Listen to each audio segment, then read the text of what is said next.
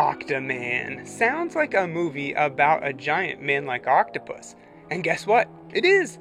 Written and directed by Harry Essex, the same guy who did Creature from the Black Lagoon, I'm expecting Octoman to be very similar to that, but with an octopus. So let's take a look and see if Octoman is as classic as the Gill Man.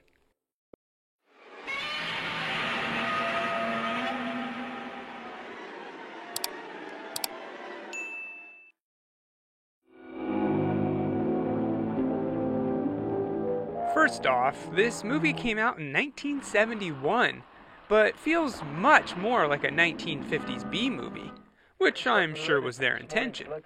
Just like so many other monster movies of the time, some scientist finds high levels of radiation in the water supply. But that's not all. They also discover a weird octopus-looking thing.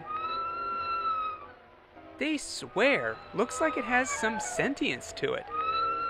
They take it back to the lake just to see what it'll do, and after crawling around for a bit, it looks like it's trying to call out to something. And that something is the Octoman. Which I think kind of looks like an Octorok from Zelda. Anyway, that night, Dr. Rick Torres and Susan go into town to try to get some more funding for their experiments. While they're out, Octoman comes ashore and saves one of his babies by killing the guy watching it.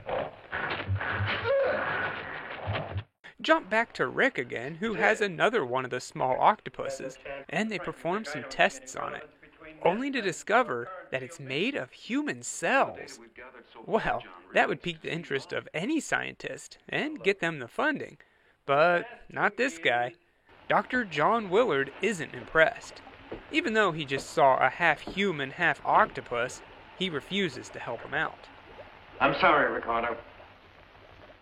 So they move on to Plan B, Johnny Caruso. Johnny has the money, but he gets it from putting on sideshows, and he wants the Octoman to show off like a sort of freak performer.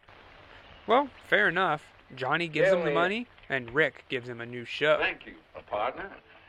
Back to the village they go, but when they get there, they see the place is deserted from the recent attack.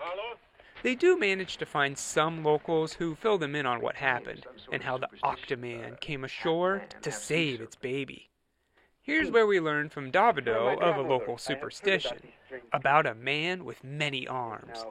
He even has a drawing of it. He goes on to say how his grandfather was killed by the monster, and they have a nice little flashback of that. All I have to say is, oh boy, just look at these effects.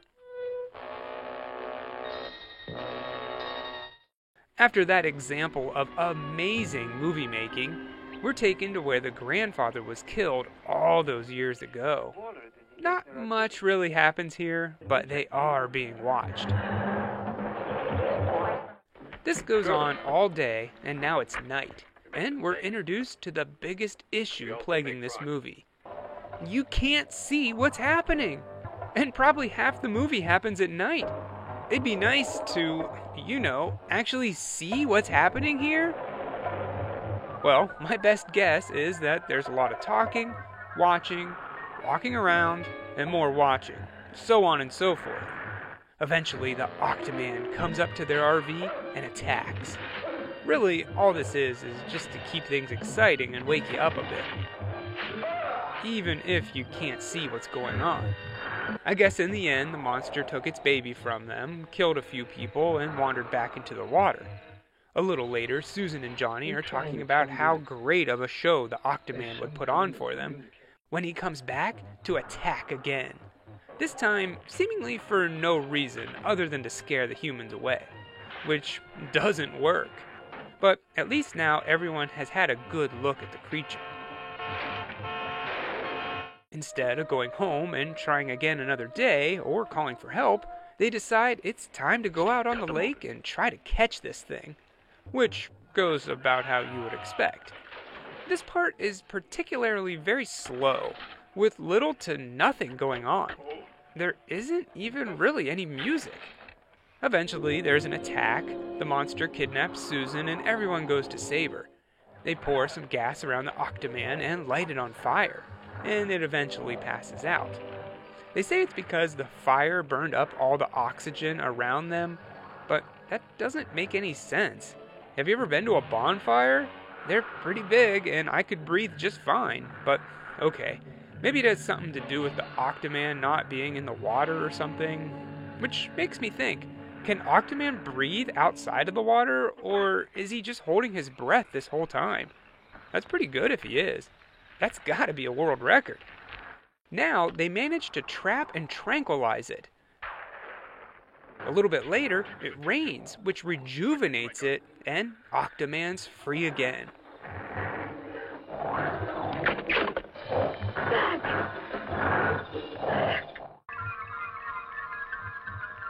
Now defeated, I guess they decide enough is enough, and they head home.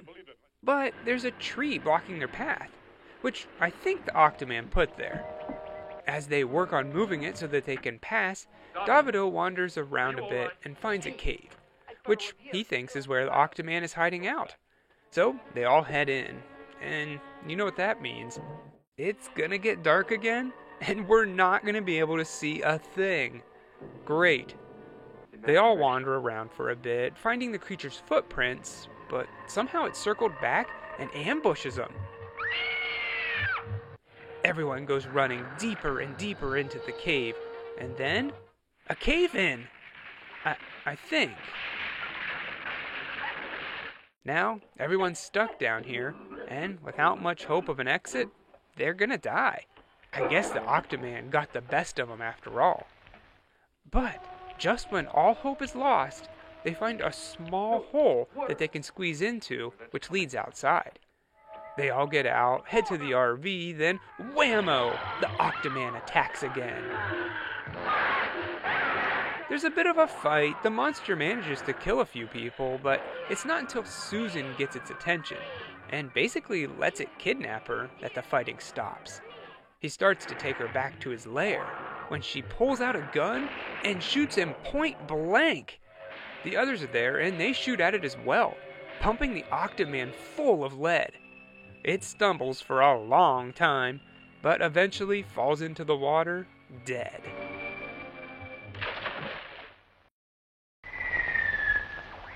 And that was Octoman, the 70s version of a 50s B-movie. First off, I think this movie is probably more famous for being in other movies, such as Fright Night and Gremlins 2. The attack of the octopus people. That's tonight's movie, and boy, is it scary. It's also the first film special effects artist Rick Baker ever worked on, and he would go on to do the effects for countless other movies. But probably most notably for this channel, he did the suit for Harry and the Hendersons. I would say that this movie is a good place to start for him, but I imagine he'd prefer that fact get lost to time. As for Octoman, I think there are better ways to spend your time. It starts out pretty quick, and things move along fast until a little over halfway. Then it all screeches to a halt, and nothing happens for 15 minutes. At least, nothing that I could see. Would it have killed them to get some proper lighting here? Seriously, half of the movie I was left scratching my head as to what was going on. Although I've seen that there is a Blu-ray release that I'm sure is way better, I might have just saved myself a few comments by mentioning that. The print that I have looks like garbage, and I'm sure that that's the version that gets played on late night TV. The music was pretty good when it was there, and the acting was decent too, especially for hiring locals as extras. But the storyline is pretty bland and really nothing life-changing. I would say just watch Creature from the Black Lagoon instead. I give Octoman 1.5 Octobabies out of 4.